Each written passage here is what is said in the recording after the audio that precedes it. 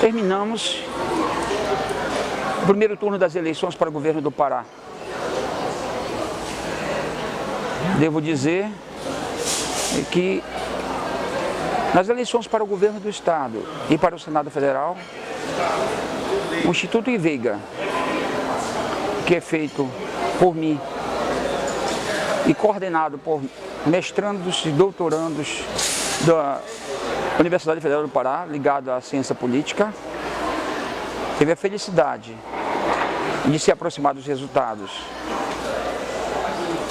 Acertamos que a eleição estava em empate técnico com tendência para o candidato Helder Barbalho, com possibilidade de primeiro turno.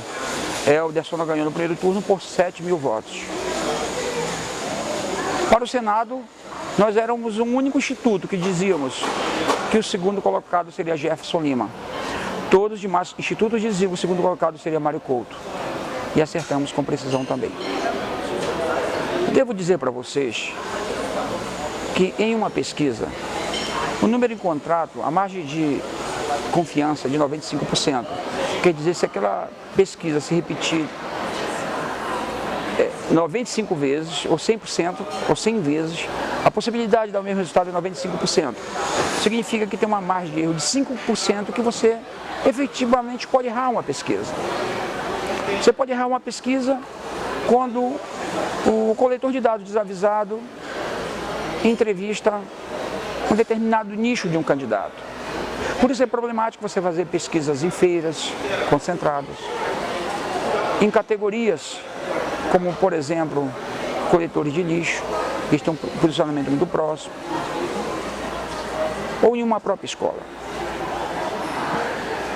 A lógica é que você, a aleatoriedade quer dizer espalhar o máximo possível a coleta. O nosso instituto, que repete o método da Folha de São Paulo, ele busca a maior aleatoriedade possível através do Intercept, onde nós evitamos estar escolhendo ruas e residência. E talvez esse seja o maior segredo de nossos acertos. Esta primeira eleição polarizou dois candidatos que representam duas megas coligações. Uma coligação governista representada por Simão Jatene, do PSDB, e uma coligação oposicionista representada por Helder Barbalho, do PMDB, e Paulo Rocha, do PT. Interessante que o jogo de xadrez se materializou em três frentes muito claras. O Jatene, para conquistar votos, apresentou-se como um realizador e apresentou Helder como um candidato que não conseguiu realizar em Ananindeua. E uma outra polêmica que o Jatene colocou foi o bem contra o mal. Ele, o bem, o Helder, por questões consanguíneas, o mal. No curso da eleição, ficou mais ou menos comprovado que em política, na luta política, não existe santos e demônios. Todos os candidatos são um pouco santos, são um pouco demônios. E também no embate político, Helder Barbalho, para desconstruir a imagem de realizador de Jatene, apresentou a agenda mínima de 10 pontos, demonstrando que Jatene não cumpriu os 10 pontos. E apresentou Lula, afirmando que Helder foi um excelente parceiro como gestor da Prefeitura de Ananindeua e um realizador.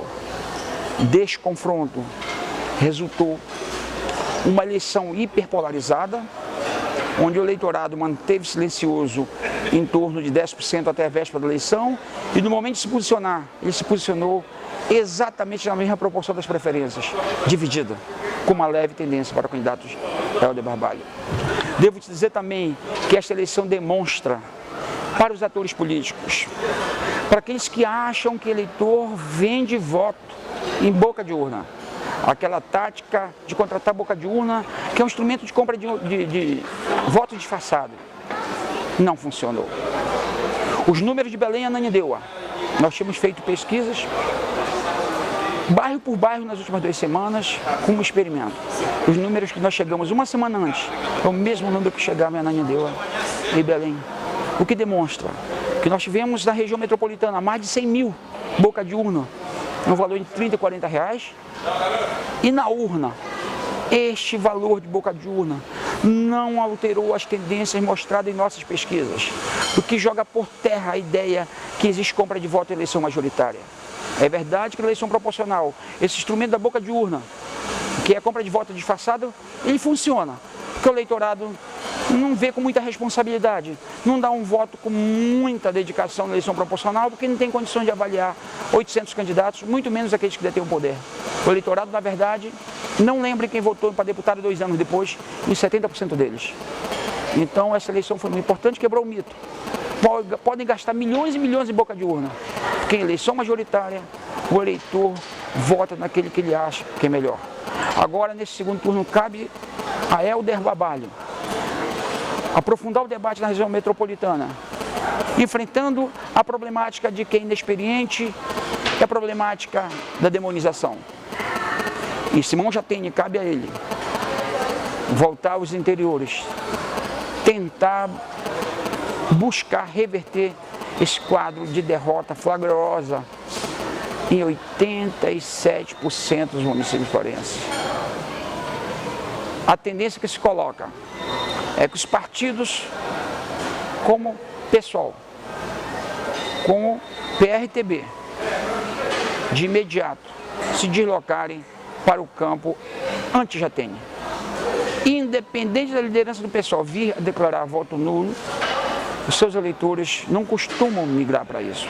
Pelo menos 2/3 do eleitorado do PSOL deve dar um voto contra o PSDB, porque essa é a polêmica nacional. Quanto ao PV, ninguém sabe o posicionamento do candidato José Carlos, mas seguramente é uma tendência de distribuição proporcional entre os dois candidatos. A última pesquisa que nós fizemos indicava que Helder reiniciaria o segundo turno com 3 pontos na frente do Jatene. Mas seguramente vai haver um realinhamento. A crença de quem vai ganhar a eleição vai ser fundamental. Então, este vai ser o primeiro momento das pesquisas de segundo turno que vão orientar a tendência do eleitorado. Como o Estado vai estar dividido, eu não tenho dúvida, quem vai decidir a eleição vai ser a região metropolitana.